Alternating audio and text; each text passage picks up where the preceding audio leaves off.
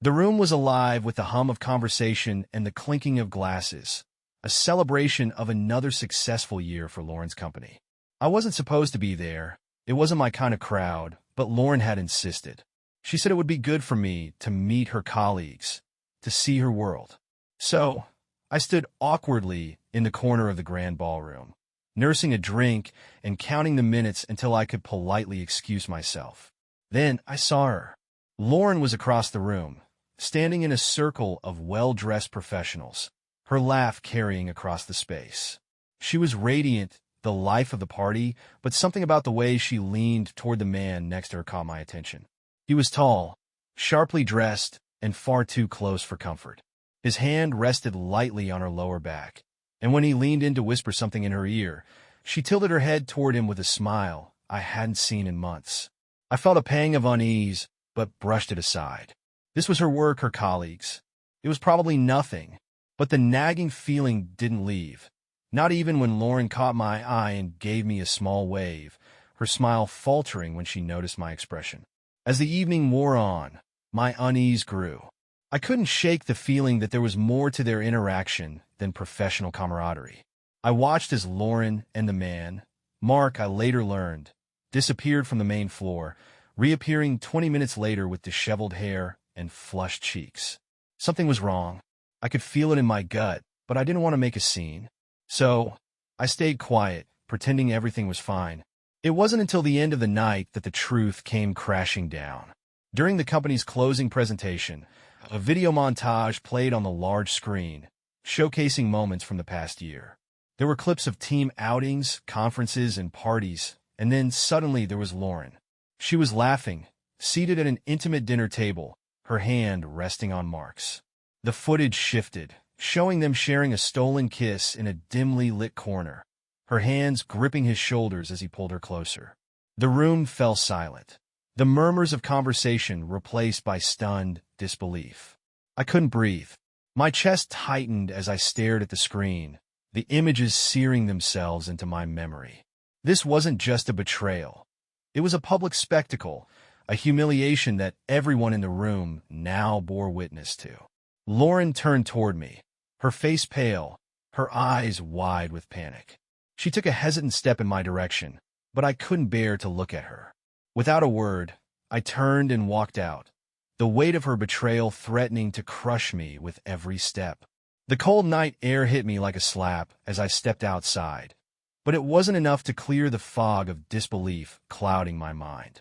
My heart pounded in my chest, each beat echoing with the images I had just seen. I staggered toward my car, fumbling for my keys with shaking hands. How could she do this?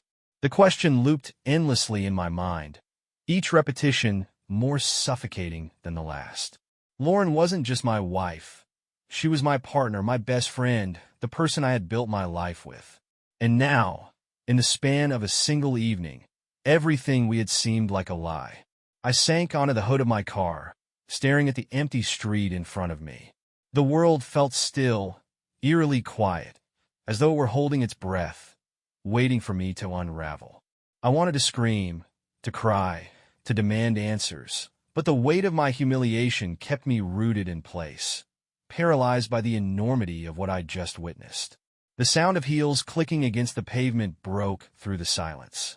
I turned to see Lauren approaching, her face streaked with tears, her expression desperate. "Nate," she called softly, her voice trembling. "Please, let me explain."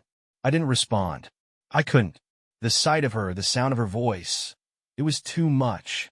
She reached out to touch my arm, but I pulled away, the gesture like a knife twisting in my chest. "Not here," I said finally, my voice cold and unfamiliar. "Not now." She froze, her hand hovering midair. Her lips parted as though she wanted to say something, but no words came. For a moment, she looked like a stranger, someone I didn't recognize, someone I couldn't trust. I climbed into my car and started the engine, ignoring the way she flinched at the sound. As I drove away, I glanced in the rearview mirror and saw her standing there, small and broken against the backdrop of the grand building where our life had just fallen apart. The drive home felt like an eternity. The world outside blurred into streaks of light and shadow, my vision tunneling as my mind replayed the events of the night on an endless loop. The video, the whispers, the pointed glances, all of it gnawed at me, leaving a bitter taste in my mouth. Lauren's laughter, her hand resting on his, the kiss, they weren't just betrayals. They were confirmations of a reality I had refused to see. When I finally pulled into the driveway, I didn't get out.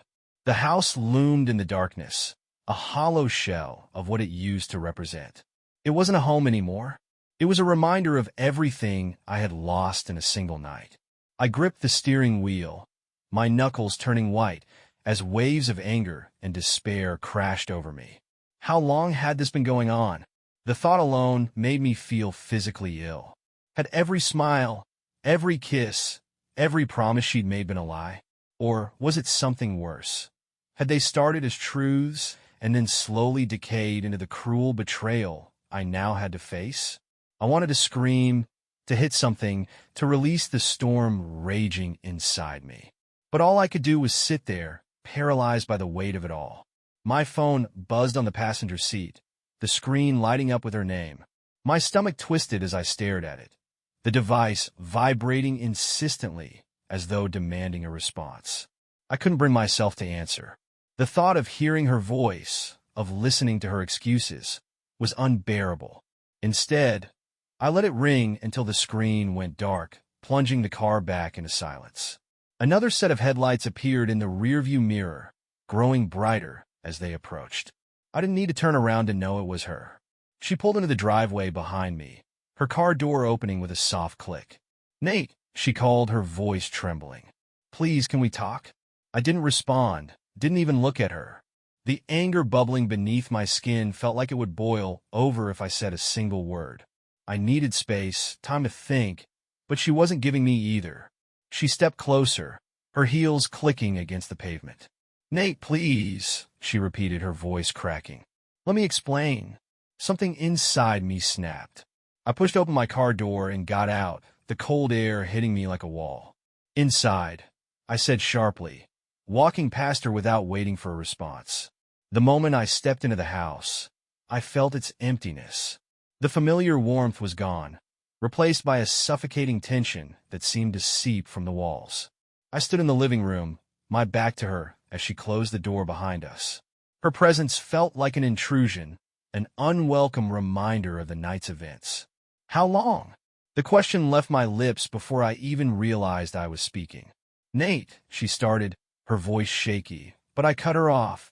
"How long?" My voice was cold, deliberate, each word like a blade. She hesitated, and in that pause, I saw the truth written across her face. Her shoulders slumped, her gaze dropping to the floor. "Months," she finally admitted, her voice barely above a whisper. The word hit me like a physical blow. Months. Not days, not weeks, months. Months of lies, of stolen moments, of betrayal disguised as normalcy. My chest tightened, and I felt the anger rise, hot and unrelenting. "Months," I repeated bitterly, pacing the room. "You've been lying to me for months, and you thought I wouldn't find out?" Her eyes welled with tears, spilling over as she shook her head. "I never wanted to hurt you," she whispered, her voice trembling. I laughed bitterly, the sound harsh and unfamiliar. "Never wanted to hurt me? Do you even hear yourself? You didn't just hurt me, Lauren. You destroyed us. You made me a joke. Do you have any idea how humiliating tonight was for me?" "I didn't mean for it to go this far," she said, her tears falling faster now. "But it did." I snapped, my voice rising. "You let it. You chose this, Lauren. You chose him." Her sobs filled the room, but they didn't move me. I couldn't afford to let them. "Why?" I demanded, my voice breaking under the weight of the question. "Why did you do it? Was I not enough for you?" Her silence was deafening. She opened her mouth to speak, but closed it again, as though she couldn't find the words to justify what she had done. And maybe there weren't any. "I don't know," she finally said, her voice small and broken. "I don't know why I did it. I felt trapped, Nate, like something was missing." "Trapped?" I echoed, my voice dripping with disbelief. "You felt trapped, so you decided to blow up our entire life? Do you even hear how insane that sounds?" Her sobs grew louder, but I couldn't bring myself to comfort her. Not this time. She had crossed a line, one we couldn't come back from. "Get out," I said finally, my voice low but firm. Her head snapped up, her tear-streaked face filled with panic. "What?" "You heard me," I said, my tone unwavering. "Get out. Go stay with him if he means that much to you." Her lips trembled as she searched my face for any sign of forgiveness, but she found none. Without another word, she grabbed her purse and walked toward the door. Before stepping outside, she turned back to me, her voice barely a whisper. "I'm sorry," she said, her tears glistening in the dim light. But her words meant nothing. The door closed behind her, leaving me alone in the echoing silence of a house that no longer felt like home. The silence in the house was oppressive. The moment the door closed behind Lauren, it felt like the air itself had been drained from the room. I stood in the middle of the living room, surrounded by the artifacts of a life that now felt like it belonged to someone else. Every piece of furniture, every photo on the wall, every memento on the shelves, they all screamed of the life we had built together. The life she had torn apart. I dropped onto the couch, the cushions sinking under my weight. My eyes landed on the coffee table, where a photo album sat half open. I picked it up, my fingers trembling as I flipped through the pages. Smiling faces stared back at me. Pictures of our wedding day, vacations we'd taken, milestones we'd celebrated. Each image was a dagger to the heart, a reminder of the trust and love I had once believed in. But the memories were tainted now. Every smile felt like a lie, every laugh like a mockery. I thought of the video, of Lauren and Mark sharing moments I had no knowledge of, moments she had chosen to give to him instead of me. My chest tightened, and I slammed the album shut, tossing it onto the floor. The weight of the night pressed down on me, suffocating and unrelenting. I couldn't escape it, couldn't stop the relentless parade of thoughts. How long had she been lying to me? How many nights had she come home and kissed me goodnight after being with him? The betrayal wasn't just physical. It was emotional, intimate, a theft of the life I thought we shared. I rubbed my hands over my face, trying to ground myself, but it was no use. The house felt foreign now, every creak of the floorboards a reminder of her absence. I glanced at the clock. It was nearly midnight, but I knew sleep would be impossible. Rising from the couch, I wandered the house aimlessly, stopping in front of our bedroom door. I hesitated before opening it, the thought of stepping inside making my stomach churn. But I had nowhere else to go. The room was exactly as we had left it that morning, the bed unmade, her sweater draped over a chair. I sat on the edge of the bed, my head in my hands, the anger and sadness swirling inside me like a storm. I wanted to scream, to cry, to break something, anything to release the turmoil inside me. Instead, I sat there in the dark, alone with the crushing weight of what she had done. The next morning, I woke up to a house that felt as empty as I did. The sunlight streaming through the windows did nothing to chase away the darkness lingering in every corner. I dragged myself out of bed, my body heavy with exhaustion, though I hadn't truly slept. In the kitchen, the sight of the coffee maker, the one she had insisted we buy, triggered another wave of anger. Everything in this house was hers, was us, and now it all felt like a mockery. I poured myself a cup, the bitter taste fitting for the bitterness I felt inside. I needed answers. I couldn't move forward until I understood how we had gotten here. But Lauren's half-hearted apologies and vague explanations weren't enough. If she wouldn't tell me the truth, I'd find it myself.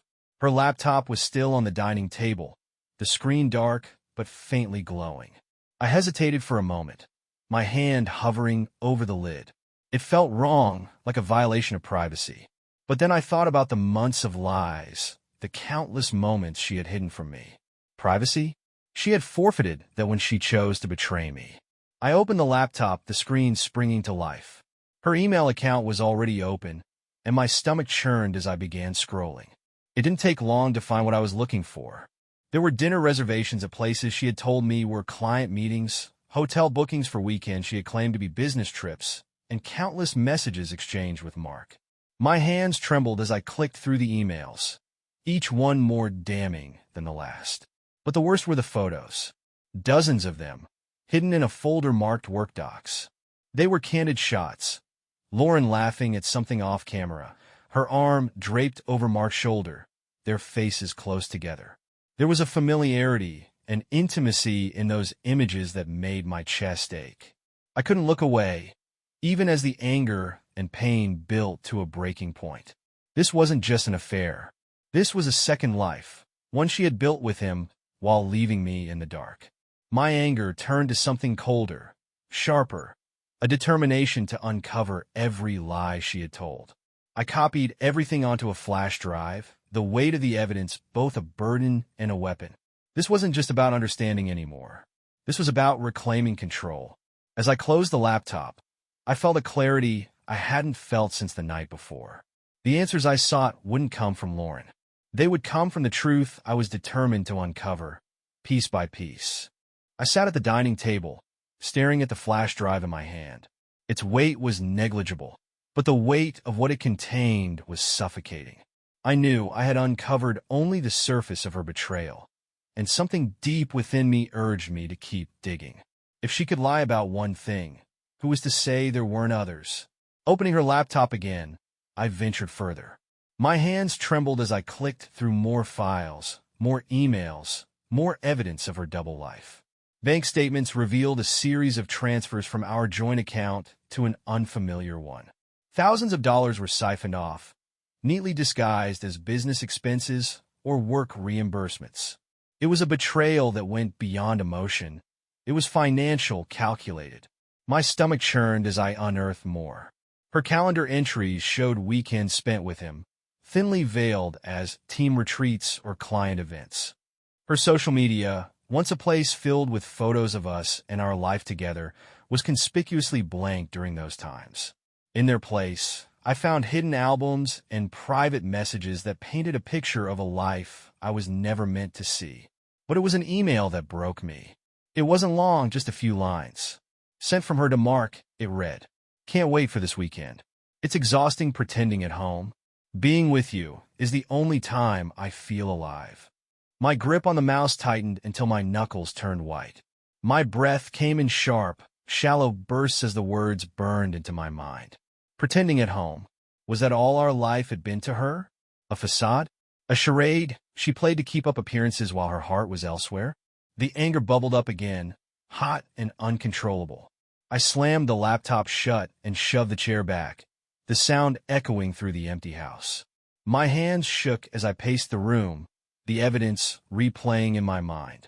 Every lie, every stolen moment, every dollar funneled into her secret life. It all compounded into a single, unbearable truth. The woman I thought I knew, the woman I had built my life around, was a stranger. I stopped pacing and looked around the house, my eyes landing on the framed photos on the walls, the mementos from trips we had taken, the wedding albums sitting on the bookshelf. It all felt tainted now, meaningless in the face of her betrayal. I wanted to destroy it all, to rip down the reminders of a life that no longer existed. But something held me back. This wasn't over yet. The morning light streamed through the windows, a sharp contrast to the darkness I felt inside. I hadn't slept, the weight of everything I'd uncovered keeping me wide awake. My mind churned with thoughts of what to do next. The evidence I had gathered was damning, but what was I supposed to do with it? Confront her again? Expose her to her friends and colleagues? Take legal action? I reached for my phone and scrolled through my contacts until I found the name of a lawyer I had met years ago. It wasn't someone I ever thought I'd need to call, but today I did. The conversation was brief. I explained the situation, outlined what I had found, and asked what my options were. "From what you've told me, you have a solid case," the lawyer said, his voice steady and reassuring. "If you're ready to move forward, I can start the paperwork for a divorce. But you need to decide how far you want to take this." How far I want to take this? I repeated, my voice hollow. Infidelity can impact asset division, especially with the financial misconduct you've mentioned. But it's up to you whether you want to pursue a scorched earth approach or something more amicable. Amicable. The word felt laughable. There was nothing amicable about what Lauren had done. But I held my tongue and thanked him, agreeing to provide the necessary documents.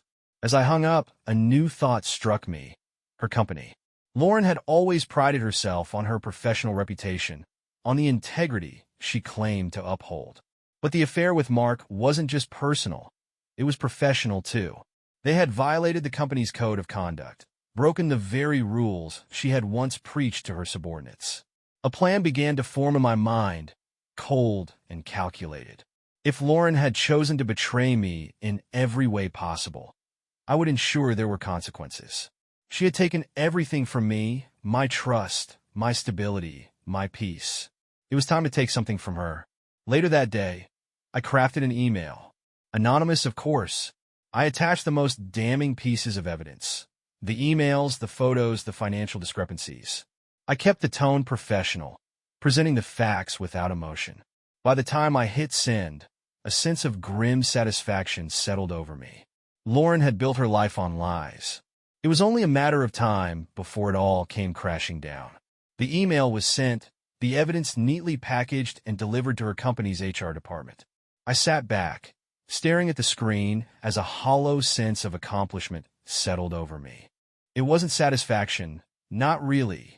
There was no undoing what had been done, no erasing the betrayal that had torn through my life like a hurricane.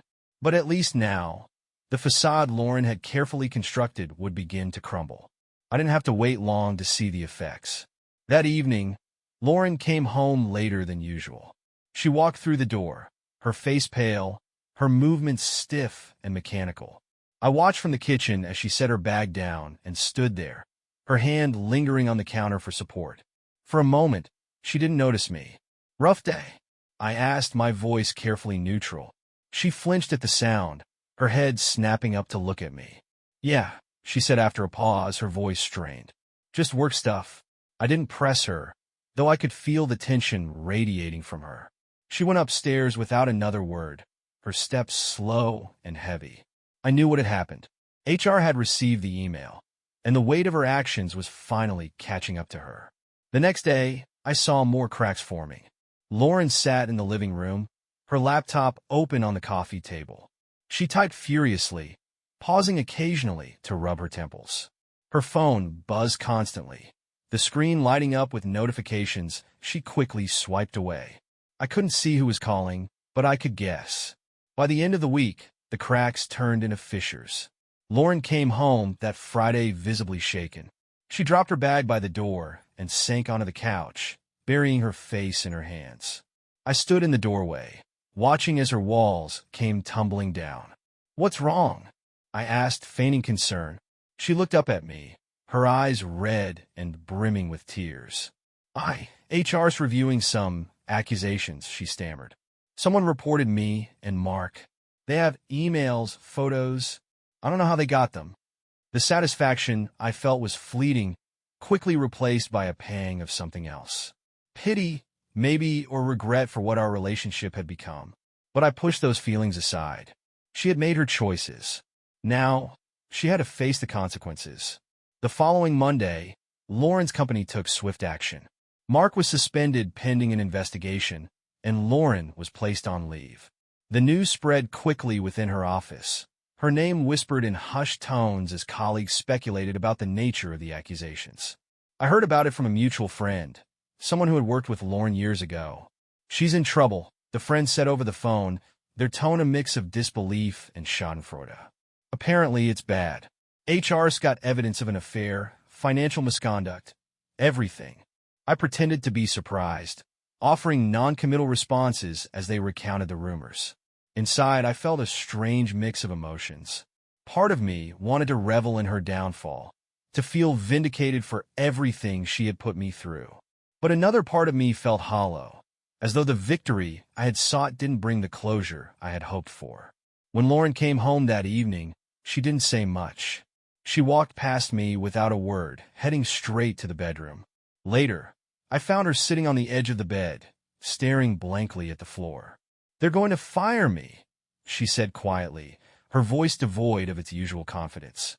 I leaned against the doorway, watching her. "Why?" She hesitated, her hands twisting in her lap. "They said my actions violated company policy, that I compromised the company's integrity. And Mark's gone too." They fired him this afternoon. I didn't respond. There was nothing to say. She had built this house of cards, and now it was collapsing around her. Lauren's days at home became increasingly strained. She spent hours on the phone, pleading with HR and legal teams, trying to salvage her career. But the evidence was too damning, the damage irreversible. By the end of the week, she received the official notice of her termination. "They fired me," she said that Friday night, her voice barely above a whisper. I nodded, offering no sympathy. "Actions have consequences," I said simply, turning away as she crumpled into herself. As she sat there, the weight of her choices pressing down on her, I felt a strange sense of finality. This was just the beginning of her fallout and my escape. Lauren's world continued to unravel. In the days following her termination, her demeanor shifted from desperation to quiet defeat. She no longer pleaded with HR or made frantic calls to salvage her reputation. Instead, she retreated inward, spending her days sitting in the living room, staring at nothing, her phone abandoned on the table. I watched her from a distance, my own emotions a turbulent storm. Her downfall should have felt satisfying. It was, after all, the result of my calculated actions. But the reality was far more complicated. Watching her unravel didn't erase the pain of her betrayal. It didn't fix the hollow ache that had settled in my chest. Late one evening, as I stood in the kitchen pouring myself a glass of water, Lauren appeared in the doorway.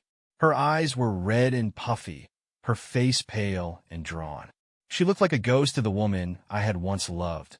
"Nate," she said quietly, her voice hoarse from crying. "Can we talk?" I set the glass down, my fingers tightening around the rim. "What is there to talk about, Lauren? You made your choices." She flinched but pressed on. "I know I did. I know I messed everything up. But I need you to understand. It wasn't just about him. It wasn't." "Don't." I interrupted, my voice sharp. "Don't try to justify what you did. You didn't just cheat, Lauren. You lied. You betrayed me. And you humiliated me in front of everyone. Do you have any idea what that's like?" Tears welled up in her eyes again, but I couldn't bring myself to care. Her tears didn't erase the images of her and Mark, the laughter and intimacy she had shared with him while leaving me in the dark. "I never meant to hurt you," she said, her voice trembling. "I swear, Nate." You didn't mean to hurt me?" I laughed bitterly. "Then what did you think would happen? Did you think I'd just accept it? That I wouldn't find out?" She was silent, her shoulders shaking as she sobbed. For a moment, I felt a flicker of pity, a fleeting instinct to comfort her. But it was gone as quickly as it came. She didn't deserve my pity, not after what she had done. "Go to bed, Lauren," I said, my voice cold. "I don't want to hear this anymore." The next morning, the house was silent. Lauren had retreated to the guest room, leaving me alone in the kitchen. I sat at the table, staring at my coffee, the bitter aroma filling the air. My mind churned with conflicting emotions. The anger, the grief, the hollow satisfaction of seeing her brought low. It was all too much. I needed to reclaim control of my life. I couldn't let her dictate my emotions anymore. For too long, I had been reacting to her choices, letting her lies and betrayal consume me. It was time to focus on myself. I started with practical steps. I contacted the lawyer again, finalizing the details of the divorce. The evidence I had collected was ironclad, ensuring that I would walk away with everything I deserved. Lauren wouldn't get a penny more than she was entitled to, and even that felt generous. Next, I began to reclaim the space around me. The house, once filled with memories of us, felt suffocating, each room a reminder of what I had lost. I removed the photos from the walls, boxing them up along with the mementos of our life together. The wedding album, the anniversary gifts, the souvenirs from trips, they all went into storage out of sight and out of mind. As I worked, a strange sense of clarity began to settle over me. The physical act of removing her presence from the house felt like taking back a piece of myself. Each empty wall, each cleared shelf was a small victory, a step toward regaining control. But the biggest step came that evening. As I sat in the living room, the flash drive containing the evidence still on the table, I made a decision. Lauren's actions had defined my life for too long. It was time to start defining it for myself. I opened my laptop and began looking for new opportunities. Projects I had put off, hobbies I had neglected, goals I had abandoned in the name of our marriage. Slowly but surely, I began to map out a future that didn't include her. Lauren's betrayal had taken so much from me, my trust, my stability, my peace. But it hadn't taken everything. I still had myself, and for the first time in months, that felt like enough. Days passed, each one filled with an awkward silence that hung over the house like a dark cloud. Lauren barely left her room, and I avoided her as much as possible.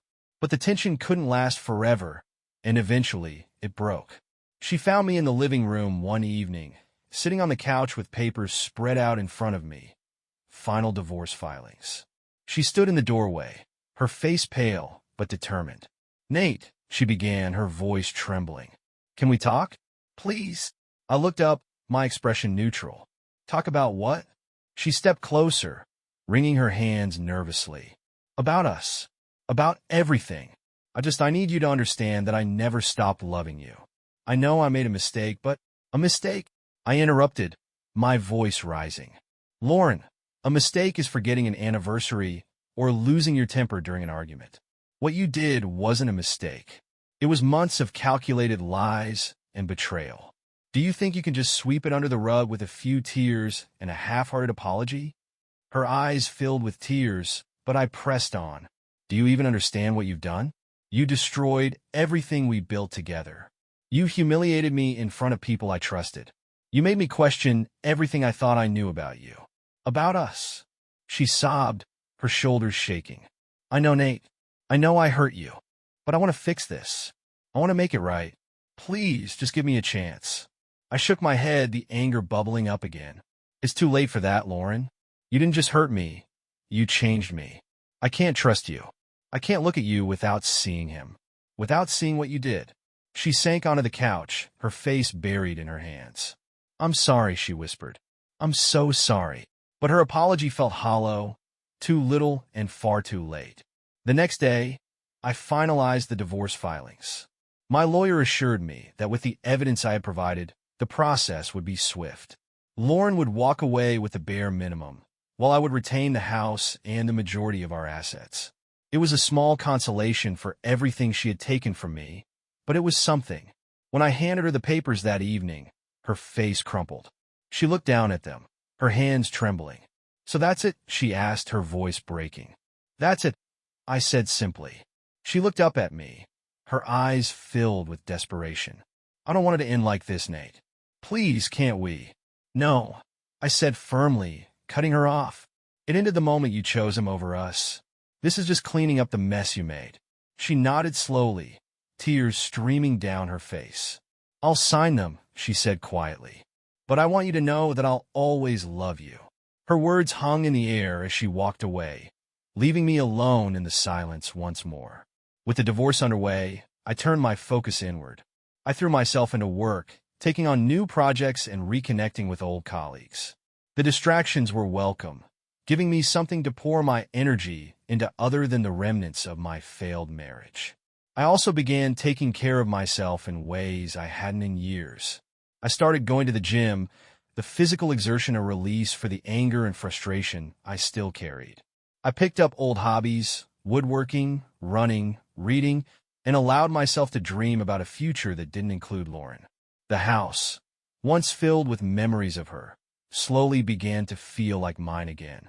I repainted the walls, rearranged the furniture, and replaced the photos on the shelves with landscapes and artwork. Each change was a step toward reclaiming my life, a life that no longer revolved around her. But the most significant change was within me. The pain of her betrayal would never fully disappear, but it no longer defined me. I wasn't the man she had broken. I was the man who had rebuilt himself, stronger and wiser than before. Months later, the divorce was finalized. Lauren moved out of state shortly afterward, and though she sent me a letter of apology, I didn't respond. There was nothing left to say.